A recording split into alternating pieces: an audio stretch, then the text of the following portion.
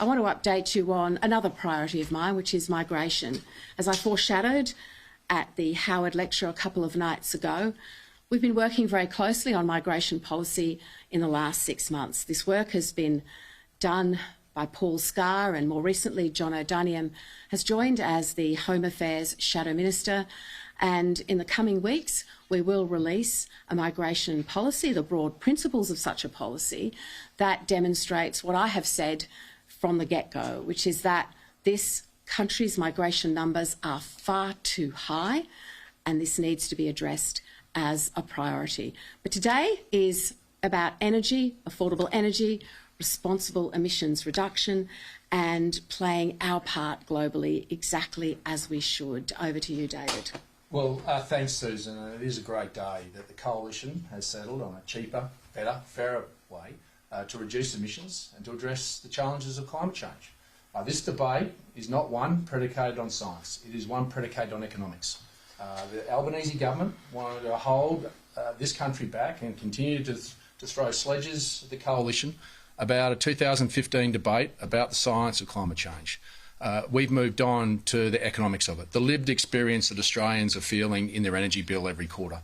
They should see Anthony Albanese and Chris Bowen's face on those energy bills because they're the perpetrators of their energy bills. And to the people of Tomago, Mount Isa, to Whyalla, Port Pirie, they're the ones that don't have job security today.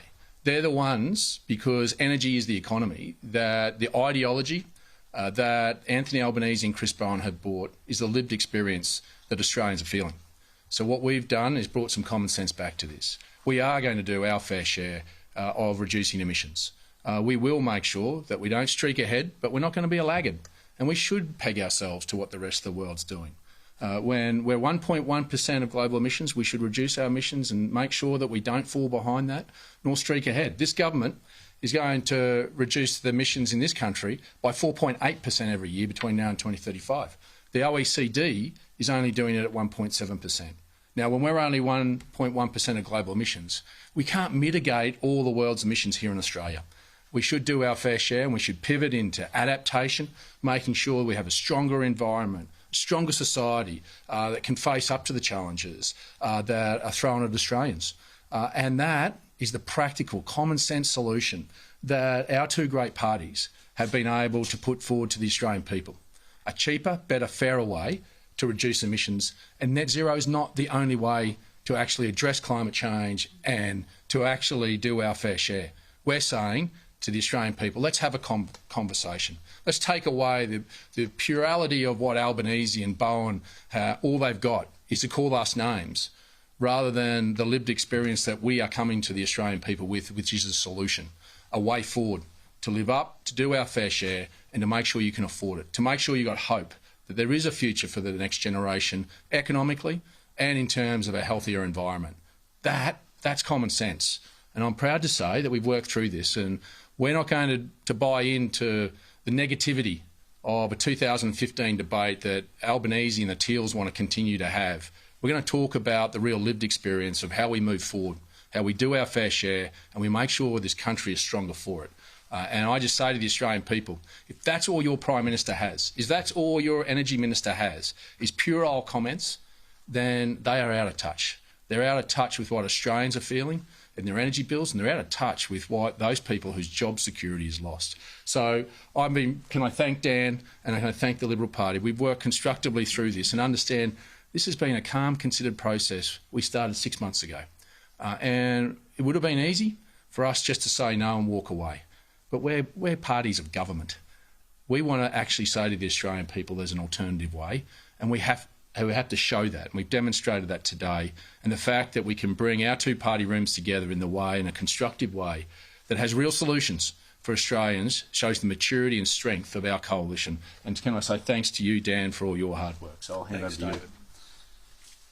Thanks, Susan. Thanks, David. And it's wonderful to be able to stand here today and say that we've got a coalition policy which is all about energy affordability and doing the responsible thing when it comes to emissions reduction.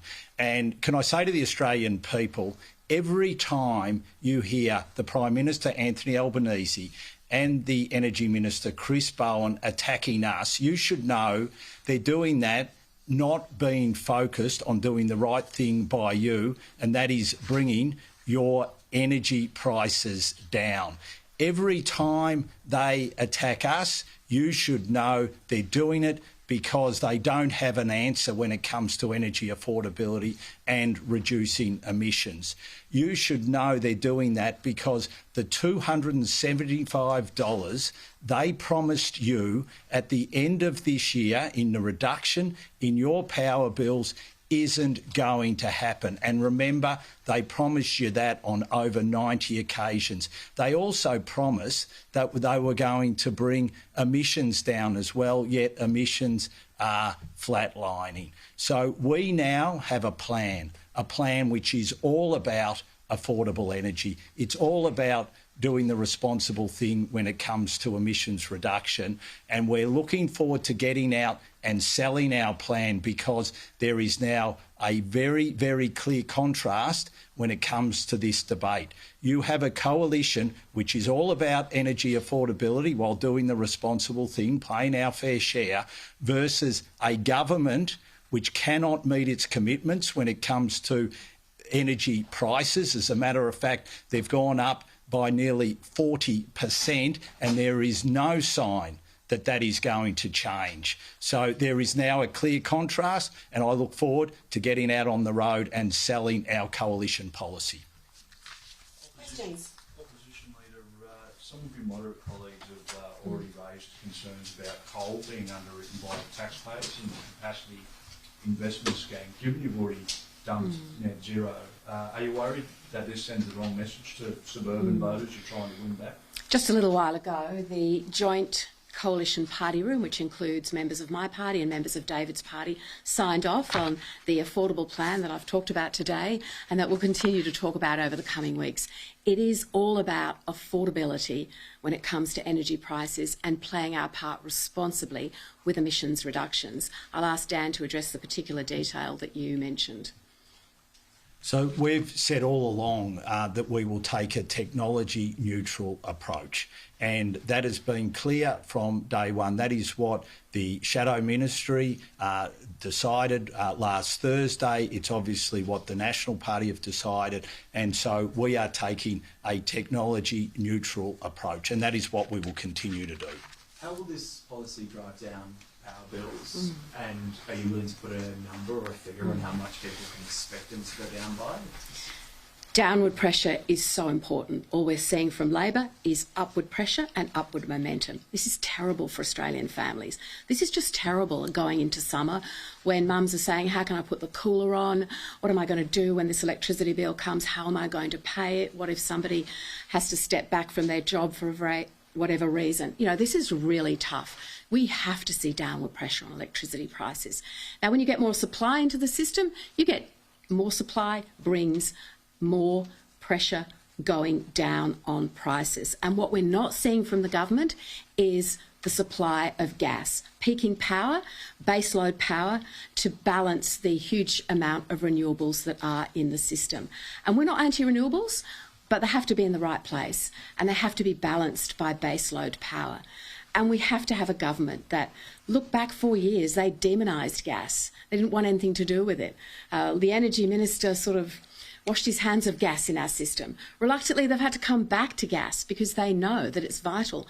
Meanwhile, they've got an environmental approval system that refuses to unlock the very gas that Australians need to bring down their power prices and make energy affordable again.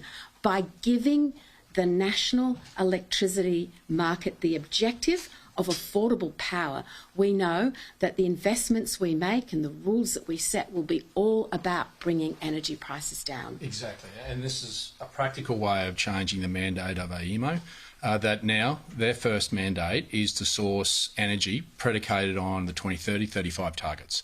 That means that we have latent supply of base load sitting there that we need to increase the supply of and actually drive down those prices by the simple principle of demand and supply. And when we talk about the capacity investment scheme, taking a technology agnostic approach to that, when you look in my home state of Queensland, they intend to sweat out their coal-fired power stations.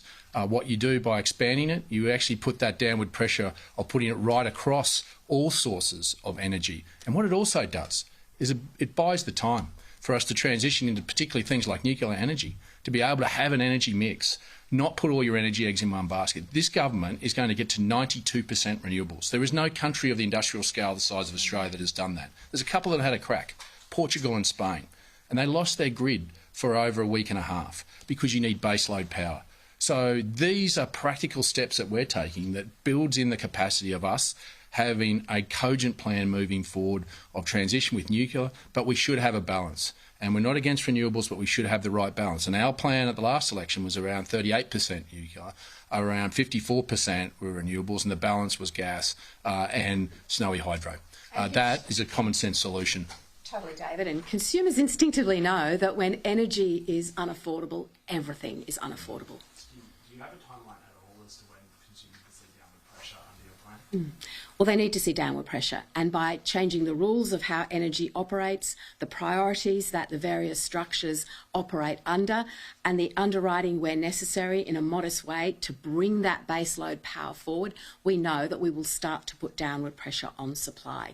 It's 2.5 years to the election, can't come soon enough for Australian households that are really struggling under this government's energy policy. Our priority will be to make energy affordable, add supply into the system, be really upfront. We have a Prime Minister who can't look Australians in the eye and be honest about the cost of his long-term targets and the effect that that is now having on electricity prices and reliability, and the fact that a massive renewables-only grid is causing huge problems to baseload power, particularly as we go into the uncertain months ahead. So just to reiterate, does your plan have any timeline at all as to when consumers can start seeing downward pressure? Consumers can be absolutely confident that once we have charge of energy policy in this country, we will start to change the rules as soon as possible. That means we have to get into government. That means we have to change rules around the supply of gas and the operating rules of the energy system.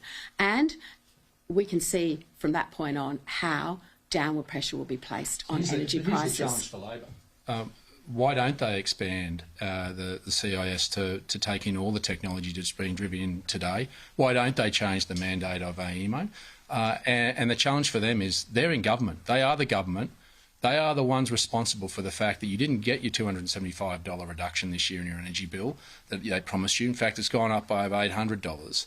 And the reality is they have the levers to pull, but they are letting ideology get in the road of the pain that Australians are feeling. There is Australians tonight that won't be able to put dinner on the table because they can't afford it, because they can't afford their energy bills. And some of them don't have job security at all. So why wouldn't you, as Prime Minister of this country, pull any lever you possibly can to give Australians some hope? It is a disgrace that there would be people tonight that can't put dinner on their table in a country as rich as Australia. Why wouldn't you, as Prime Minister, prioritise affordable energy instead of the ideology of an 82% renewable grid by 2030, which everyone acknowledges cannot be reached? But if you set that and you make everyone pay for it, the cost is actually skyrocketing. So it's fundamentally completely around the wrong way when it comes to looking after Australians who deserve a government that backs them in and understands that affordable power is the number one consideration for citizens. If the coalition wins the next election, will you submit revised 2030 and 2035 emissions reduction targets to the United Nations? We've already said that we won't make any comments about targets from opposition, and that we will look at our NDCs, our short-term targets, once in government. But we will look at our own domestic energy policy as a primary consideration, as every other country does and as every other country should. Just on the time frame for seeing lower power prices, you must have a target though, a marker of success if you win government of when people can expect to see that. Why should people vote for you if you can't provide more information, some concrete figures or more of a plan than what's in this? Because they'll have a look at our plan and they'll see that it will work. Because they'll know that immediately it starts to put downward pressure on prices by being technology agnostic about baseload power, injecting more gas supply into the system, opening up gas fields in Australia so we have Australian gas for Australians in terms of a domestic reservation scheme, and they know that that will bring downward pressure on prices. Mr. Littleproud, do Do you think a net zero future would be a welcome outcome? I'm not sure on that. Well, let me make this clear. The National Party believes in reducing emissions. It's a core principle that we got to in our determination. What we want to do is do that in a responsible way, a fair way, that Australia does its fair share, but we don't streak ahead causing the pain that we've got at the moment. Now, I think it'd be unwise for anyone to comment about what comes in the future, particularly in technology. The technology, whether it be carbon capture storage, we're balanced in terms of nuclear, the whole facet of where our economy is going can be balanced. And one day it would be a great achievement. But what we're in trouble for at the moment is we've set these targets so far out that we've lost an energy grid, and we've now got a whole lot of other industries like transport where effectively you're going to pay for a combustion engine, a tax. When you talk about mandatory reporting, they're doing Scope 3 reporting. That's $1.2 billion in the first year for what no one else in the world is doing. In fact, even Joe Biden had the brains not to go anywhere near Scope 3 emissions. So this is where, unfortunately, we're not going to be able to afford to have any reduction in emissions if we send our country broke. So the debate is not about whether we want to reduce emissions. It's about how and how much it's going to cost. I think that's a mature conversation. That's leadership that the National Party and the Liberal Party got to say that there is a cheaper, better, fairer way. Last question, guys. How would your policies actually reduce emissions? Emissions? We've said we will reduce emissions. On average, But how? can I just finish? On average, year on year, in line with comparable countries and as fast and as far as technology will allow. So that is our policy, and coming from that, breakthrough technologies, realigning the CEFC and ARENA, which now invest or underwrite taxpayers' money in wind and solar, which don't need their help, but we would repurpose so that they would look at these breakthrough technologies, and in 25 years' time, there will be technologies that we're not talking about today. Meanwhile, we know that carbon capture and storage has come a long way. We know that blue hydrogen has come a long way. For our agricultural sector, something very familiar for David and I, soil carbon does many things, including make our soils healthier for our own vegetation and farming activities, but sequesters carbon. So there are a range of activities that we can use and employ, and that I know is starting to happen. I think that was the last question, guys. Thanks very much. Thank you very much. Thanks, guys. Okay, there you have it. The Coalition's climate plan. Opposition Leader Sussan Ley and Nationals Leader David Littleproud speaking after both parties formally discussed their stance on climate.